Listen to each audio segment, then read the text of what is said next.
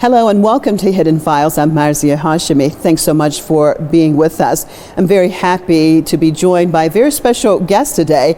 That's Rabbi Weiss from the United States, an anti-Zionist, and we're going to be talking about the latest situation to be taking place in Gaza and occupied Palestine. So stay with us. Rabbi Yisroel Dovid Weiss is an American Haredi Jew and former spokesman of the anti-Zionist Jewish group Neturei Karta. He was born in 1956 to European parents and lost most of his family members during the Holocaust. He rejects the use of the Holocaust as a justification for the occupation of Palestine. He also dismisses Zionism as a political agenda that goes against the teachings of the Jewish religion. And he will join us on Hidden Files with more on the topic. Well, Rabbi Weiss, it's such a pleasure to be talking to you again. Of course, I've known you for years now. I want to start with October 7th. Because we have seen from that time on what is taking place, this genocide that is taking place in Gaza. So you have been very active, especially since that time. Why? Well, with the help of the Almighty, I pray that He should give me His words, that I may be worthy of conveying His message and sanctify His name and bring peace to the world, inshallah. Well, because this terrible Nakba, this tragedy, this horrific, colossal tragedy that's happening, unfolding in front of our eyes every minute. This is not something that started October 7th. Obviously, it started since the beginning of the occupation, over 75 years already. And basically, it's inhumane. People say, we say it's ungodly. The occupation of a good people, of a beautiful people, to steal the land, to occupy, to simply to oppress and so forth. But to us, it's a double tragedy, a double nakba, because it is being done under the name of Judaism, with the excuse that this is two issues. It's a religious conflict between Muslims and Jews, and that it is that the Palestinians are being vilified as people who are occupying a land that belongs to the Jewish people, and they're refusing simply to let the Jews live there, and so it's the vilification of the Palestinians with the self-righteous excuse called anti-Semitism. This is all patently false. It is repulsive, repugnant, very hurtful for us to hear it. It's being done in my name, the name of my religion. They use the Star of David, the name Israel. My religion is subservience to God. That is, Judaism is subservience to God. It's a religion of 3,000 years. We made a covenant with God 3,000 years ago when we accepted God's Torah to be subservient, not to kill, not to steal, to show kindness, just as just as God is compassionate, you should be compassionate. And therefore, around the world, when Zionism started in Europe, mind you, not in Palestine, the rabbis, all as one, stood in total opposition. We even put out a publication, The Rabbis Speak Out, which is a compilation of all the major rabbis. I mean, there were tens of thousands of rabbis, but this is the major ones, all of them together with all the other rabbis, but these are the major voices. They all said in their style, each according to their style, that they are opposing, totally opposing this movement, this ideology that started a little over 100 years ago, that states that we are a nationalism, that we have a land, and that's what Judaism is, a transformation from subservience to God into base nationalism, and they proudly announce they're a democracy. Meaning that you're not obligated to serve God. They're taking God out of the equation. It's a freedom, just a movement, and therefore they have a right, and they have a land. But they, at the same time, they conflate Judaism with it and say, "Oh, God gave us the land of Palestine." So what they're doing is, in the name of my religion, waving the Bible as an excuse to have the land and vilifying anybody who's standing in the way. Well, let's start there, because you said that many rabbis stood up against it. So, what happened? how did all of a sudden this nationalist movement, as you said, this Zionism in itself, come to try to represent now Jews themselves, Judaism, and then we have the entity called Israel that they're trying to say is a Jewish state? Right. Well, as I say, there was this movement started maybe like 100 years after a movement called Reform Judaism, that they're going to change Reform Judaism.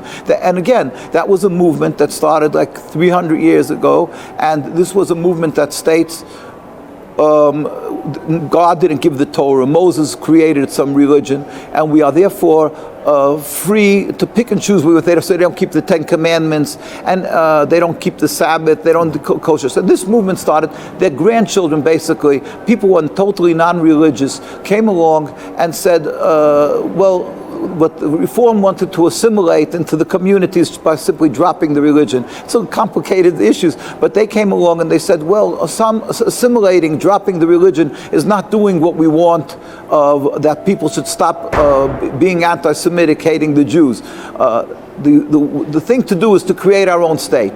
Now, but the problem is that the Judaism, the whole Jewish communities that were in Europe, that were God-fearing, so we can't create a state. We're in exile for 2,000 years. According to the Torah. According to the Torah. We're clearly forbidden to create a state, even in uninhabited land.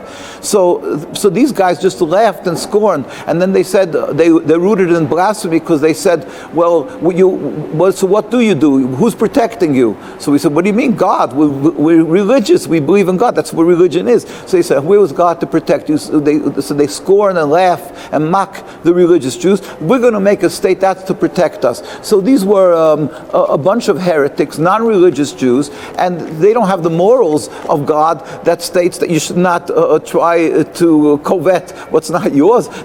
So they're using the identity of Jews maliciously, knowing it's not their identity. So basically what you're saying is that the entity called Israel is totally against Judaism. It goes against Jewish law, goes against the Torah. Totally contradictory. And first, the issue that we are subservient to God. That's what religion is, to be subservient to God. They are transformation to nationalism. They believe, they state clearly that God's not protecting us. They laugh that God's powerless, God forbid, and therefore we should have a state to protect us. So it's rooted in blasphemy and heresy. Secondly, we're in exile for 2,000 years. We're forbidden to make a state. God foresaw there will be people who want to make such a thing. So we're forbidden to have such a Jewish sovereignty anywhere on the world, and certainly not in Palestine. Okay. And even though we suffered the Inquisition and so, the Jews never attempted to make their own state. On top of that, there was the Muslim communities, the Muslim world, who took in the Jews and embraced us by the Inquisition, for this 1,000 years when we suffered. Let's talk about that. Let's talk about that, because basically what you're saying then is it was the Europeans who always oppressed the Jews, and we look at the Muslims and Islamic countries who actually took the Jews in. We look at Palestine itself, because I remember talking to another rabbi, a friend of yours, Rabbi Feldman, years ago. And what he said is that, I believe he himself, that he had grown up in Palestine, or his family had, and that they lived on side of Muslims. They lived together, they socialized together. So let's talk about that Palestine prior to 48. What was it like for the Jews who were in Palestine? Right. Well, here's a picture of how Jews lived in Muslim lands. This is in Palestine, actually. So we lived together in total harmony. As I said, the Muslims took us in, even though we have a distinctly different religion, but it was never an impediment of coexistence. So we were living together. And the only change that created this rift and the mistrust and the bloodshed is the introduction of this political Zionism, not 1948, around maybe like 50 years before. Zionism started encroaching on the Holy Land. When this started, there was, at the beginning, the Palestinian, the Arab, the Muslim, the Christian Palestinian people, they had no problem selling Jews land and giving, because they knew the Jews for hundreds of years. We lived together. But then all of a sudden they realized that the people that are buying, that's coming from Europe, is a group of people that want that have a plan to take over the land. So then that's when the problem started, and there was the attacks. And so the attacks, meaning that the Zionists attacked Deir Yassin and whatever, all the different areas, and all the strife and the problems is from this introduction of something, not the religions, but a political movement that caused bloodshed. And again, I was telling you who they are. It's good to see a picture of who the Zionists are. This is not a religious movement. These were a political movement. I'll get the pictures from you because I want to show it closer. So they to were non-religious. This was a group of purely political that they clearly announced they're a democracy. They're not God-fearing. And as I say, it's clearly and I was saying, besides that we're not allowed to steal and kill or have our own land, we are supposed to show gratitude for good that has been done to us. What the Muslims took us in, and it's clearly they're not what they call anti-Semitic. There's Semites also, but clearly they're not against Jews. So it's only a Zionist narrative in order to explain their occupation, and that that the ones who are opposing them are not. You talked about the Zionist narrative, and I want to look at that because it is the Zionist narrative that also has been propagated by various Western regimes. If we're talking, whether we're talking about the Europeans or we're talking about the Americans, this Zionist narrative that has been propagated, especially, for example, on mainstream television with the news. So we fast forward to what we see today taking place in Gaza. Many would say another Nakba, many would say even worse than the first one. So we have at this point tens of thousands of people who have been killed. The majority of them women and children. We have infants, we have newborns, and we look at the many of the Israeli officials, and they're saying it's not enough. We will continue. We will flatten it. And where does this come from? Because it is so outside of humanity. It's the Satan. It's purely the Satan. The Jewish communities have not rested since October 7th. Now remember, October 7th, there was 1,200 people that were murdered, Jewish people. But people should stand back and say, of course it hurts, 1,200 people were murdered.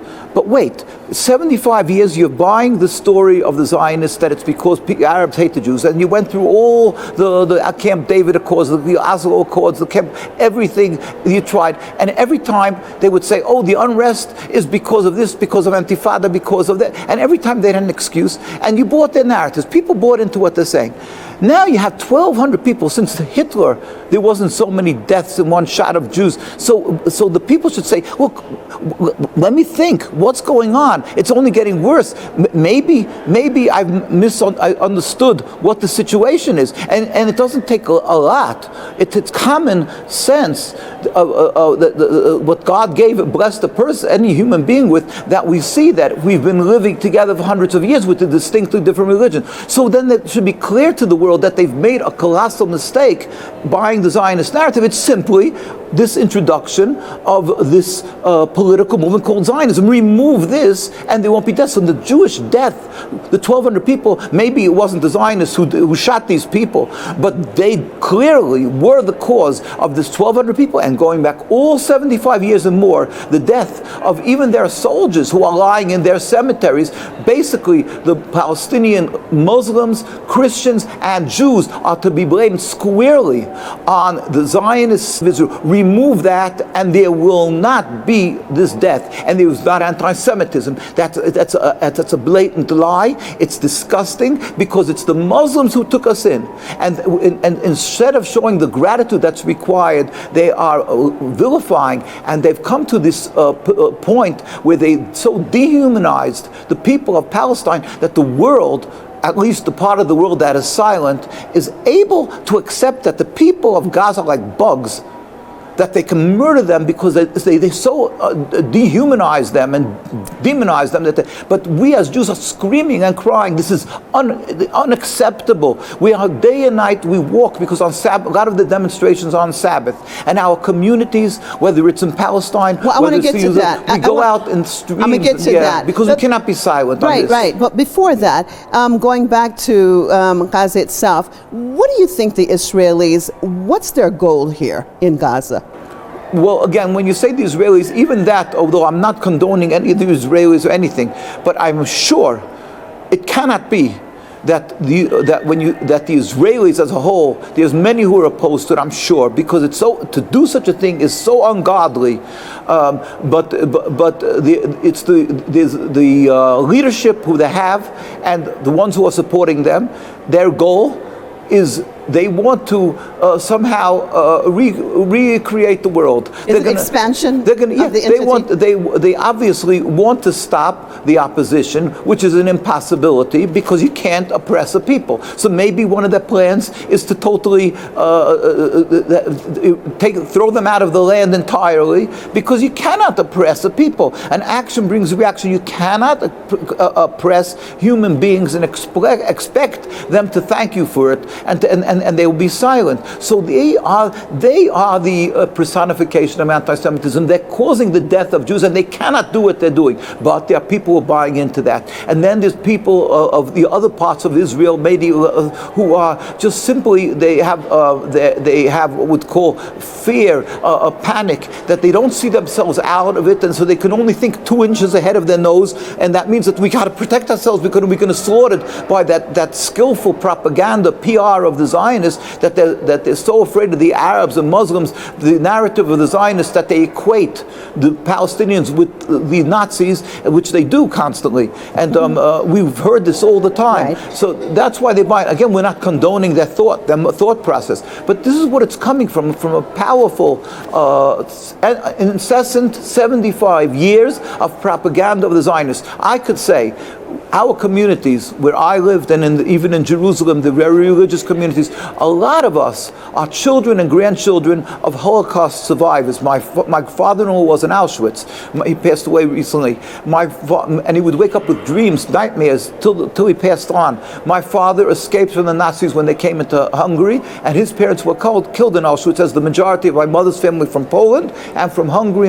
So basically, we know that suffering, it's in our blood, and that fear is right on the step when somebody suffered something terribly. So they're always afraid, even though we believe in God and we look for God's protection. But when somebody comes along and says, these are our partners with the Nazis, you think twice. So the Zionists use skillfully the Holocaust as a tool to create fear amongst the Jews, and that they should be able to look for protection, and that's how they use to vilify the people of Palestine, which is let's look at unacceptable. The people of Palestine, we've been talking about Gaza, but I also looking at the West Bank, that it's just an unbelievable amount of people who have been killed there this year, and the regime has been just unbelievable with their violence with them and destroying their homes and killing individuals. At the same time, though, in Quds itself, from your community, even though the oppression is a lot, but in your community, inside of Quds, they have been standing up. I want to talk about that a little bit, and the oppression that they are facing too. I mean, first of all, from before the creation, maybe the first famous martyr was somebody called Dr. Dahan. He was he was. This is a picture of. This is of his funeral procession. In 1924, he came from Denmark. He was non-religious. He decided to become religious. He was a friend of the king of Denmark. There's a statue of him in Denmark. The king escorted him when he decided to become religious. And he decided, what does it mean to become religious? Become a Zionist. He went to Palestine. It took him a very short time to realize that the real community is the religious communities, and they're anti-Zionist. So he was looking for the truth. He joined them. He knew many languages. He was a diplomat. And he said, what's happening? The British was then at control. They had the mandate. And they said that every Jew has to register under the Zionists who came from Europe. So he said, I am going to save this community. He said, I'm going to Britain to Parliament. And the Zionists said, either you're going to cease the sister or we're going to kill you. And they assassinated him in 1924. And you saw the funeral procession. Tens of thousands went. And since then, Jews have been demonstrating fearlessly on the streets of Palestine, and they've been murdered, assassinated. Our rabbis have been assassinated, and till today, constantly, Jews are brutally beaten. Children, old men, And we never carry arms. Nobody can accuse a Jew for 75 years of picking up a gun. We don't carry knives. So what's the excuse? And they have the army. Because we're standing on the streets and we're telling the world, we're declaring that they've stolen the identity of Judaism. We have no right to occupy. In fact, the chief rabbi, nothing to be confused with the Israeli rabbinate, the chief rabbi. The chief rabbi of our community in 1947 pleaded with the United Nations. He said, we furthermore wish to express our definite opposition to a Jewish state in any part of Palestine. Rabbi Dushinsky in July 16, 1947, in the United Nations document. Our community has not been silent since then, demonstrating, and because we do not want 1 inch of this existence of the state, and we realize that what they're doing, the horrific crimes, what they're doing to the Palestinian people, as I say, we have been standing there crying, demonstrating, and certainly the last few weeks, in fact, there was a viral video showing how Jews were just recently, a few weeks ago, brutally beaten. We went outside in the streets of New York and we go to Washington, our car tires were slashed and we get death threats. But this is nothing to what happens in Palestine. And if it wouldn't be for this, you should know there would be tens of thousands out demonstrating. If it wouldn't be for this fear, the Zionist brutal attack on the Jews who are real Jews, who are true to the religion, true to our Jewish religion, and are constantly suffering with the people of Gaza and Palestine and the West Bank. Well, let me talk about that, because looking at the powers that be, because you said in your community the anti-Zionist Jews have continually to be out there and speaking up against the regime. What about places like the United Nations and official entities? Have you spoken there? Have your community gone there to protest this absolute support that it has for the Zionist entity? Yes, we are an NGO. We do go there constantly. I mean, since I'm a child, we've been going to the United Nations demonstrating. Almost every week. I was there just 2 weeks ago. We're constantly demonstrating outside of the United Nations with large demonstrations, small demonstrations, constantly. In the United Nations itself, they don't give us a voice because we're politically incorrect, because we clearly state, unambiguously, unashamedly, we pray for the speedy and peaceful dismantlement of the Zionist state of Israel. We do not consider two-state a solution because they have no right to occupy even 1 inch. I carry with me, I believe I have it in my pocket, we carry a key.